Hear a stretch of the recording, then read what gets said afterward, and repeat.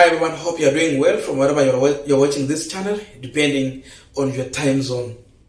Now, there is an opinion poll that was conducted by Kenyans.co.ke in comparison between William Samoei Ruto, when he was serving in his capacity as the deputy president, and Rigathi Gachagua as he served in his capacity as the deputy president.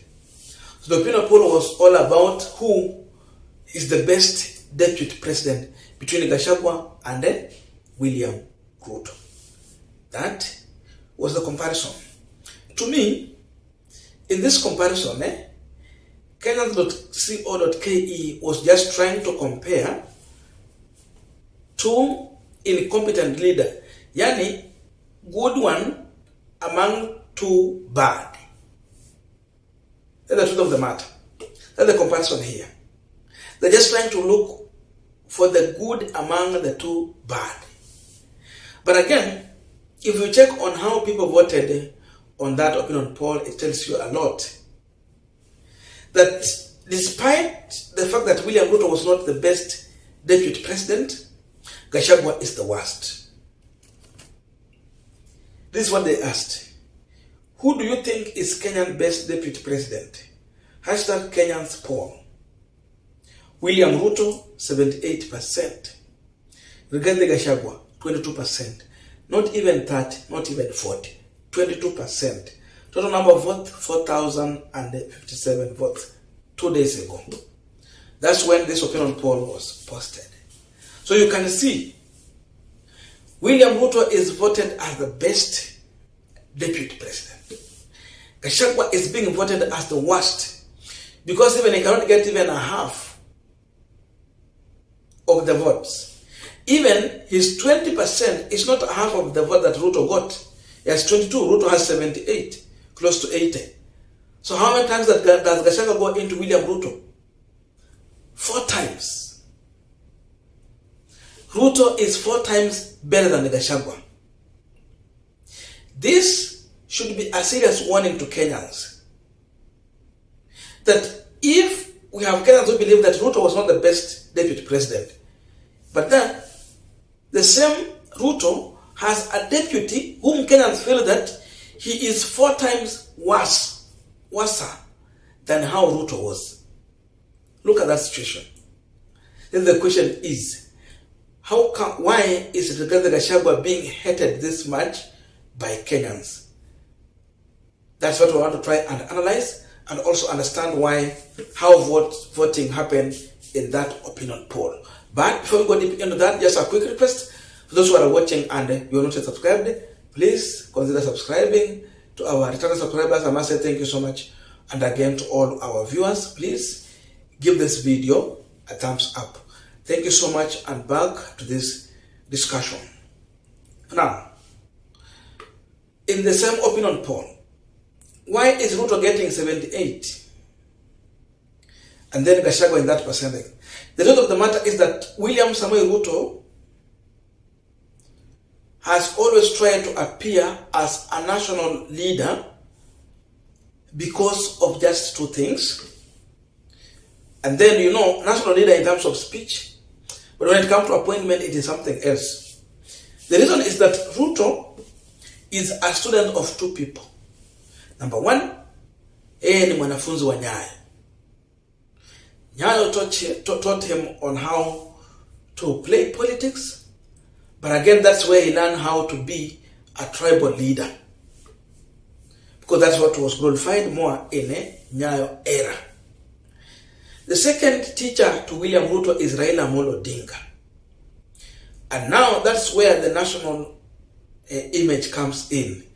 Ruto has been a student of Raila Odinga, and that's how he mastered the art of appealing to a nation and becoming a national image.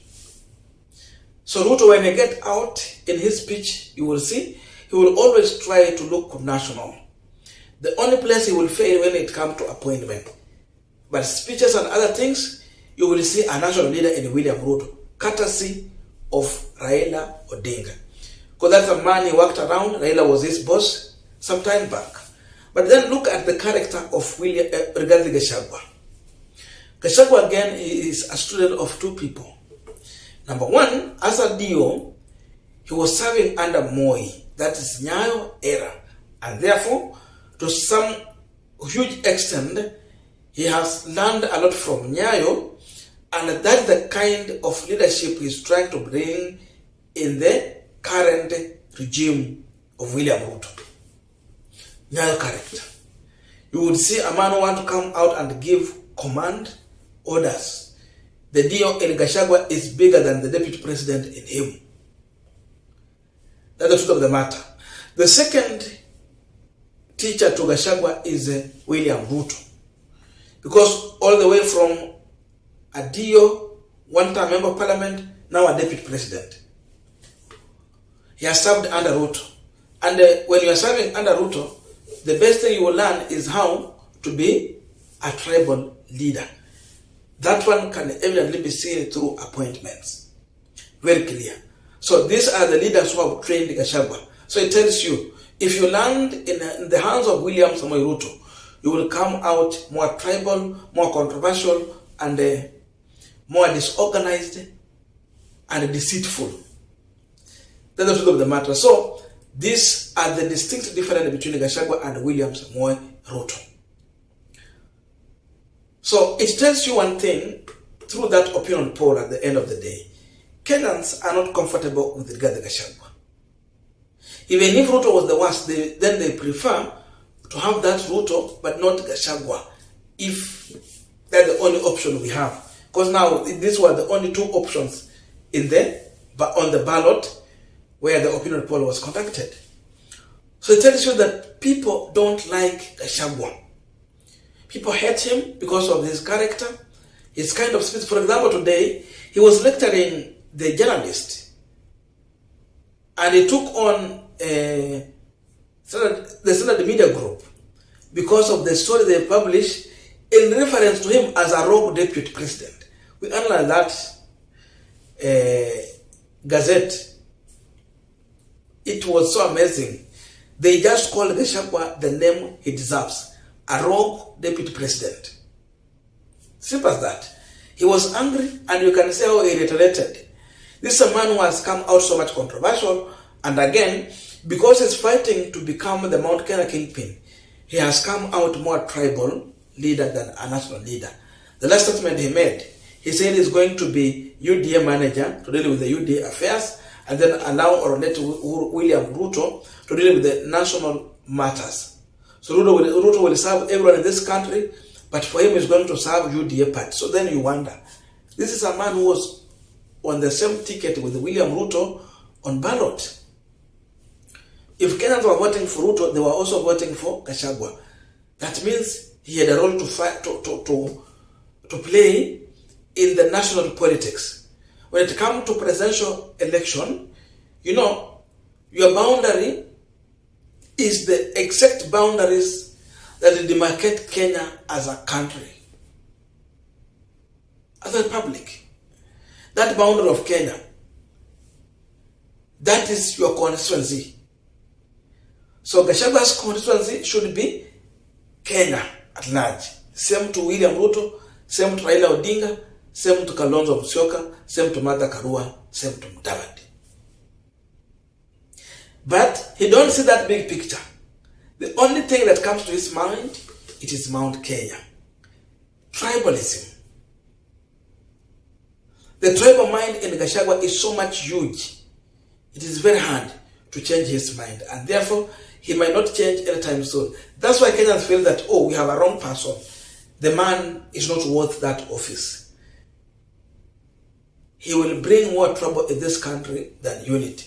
When they see Gachagua, they see someone who can easily plunge this country into war.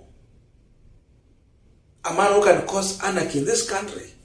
When they see Gachagua in the eye, it is very easy someone to think of issues like referring to him as anarchist,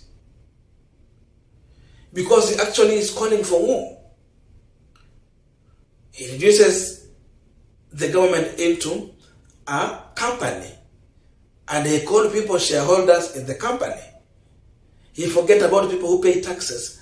Because of such things, people are saying that they don't like Gachagua. Gachagua is not worth to be a deputy, and they have voted to remove him as a deputy president. They don't like him, they don't want him. Those few people who are voting for Gachagua, they are just the people from, maybe few from Mount Kenya and few from Rift Valley. But if you check on the vote, those who are voting for William Ruto, it is both Azimio and Kenya Kwanza. Yes, those are the people who are voting for Ruto side, but hawana Gachagua ni wale wachache tu. I don't know your views, but that's my take as far as that opinion poll is concerned.